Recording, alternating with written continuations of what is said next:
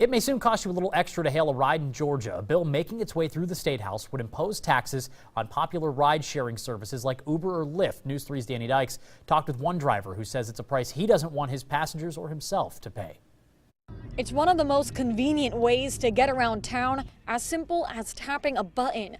But the decision to take an Uber or Lyft may soon cost you more. It will pretty much affect everyone. It'll affect the riders, it'll affect the drivers. A bill to add sales tax to ride-sharing trips could increase fares by up to 8.9%. The legislation passed through the Georgia House and is currently in the Senate. That will take more money out of the riders' hands, which will in turn flip around and have less ride for the drivers, so that'll take money out of the drivers' hands as well. Victor Jackson says the bill will only drive away business. The tax would apply to any company that makes at least $100,000 annually. But Jackson is concerned the tax will hurt patients who rely on the medical benefits. Most riders use their Medicare to pay for their rides to and from their doctor's office visits.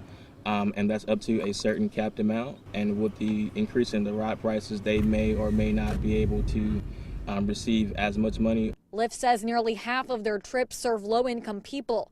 And after a night of drinking, it's one of the easiest options. If they have to pay a little bit more money out of pocket and they're already a little bit inebriated, they make that decision to just try to drive home, and we already know what kind of mistakes that could definitely lead to. It's a mistake, Lyft and Uber say. They're urging lawmakers to oppose. People who their car broke down or someone has stolen their car and they're trying to get to work. It's people who really need the rides the most.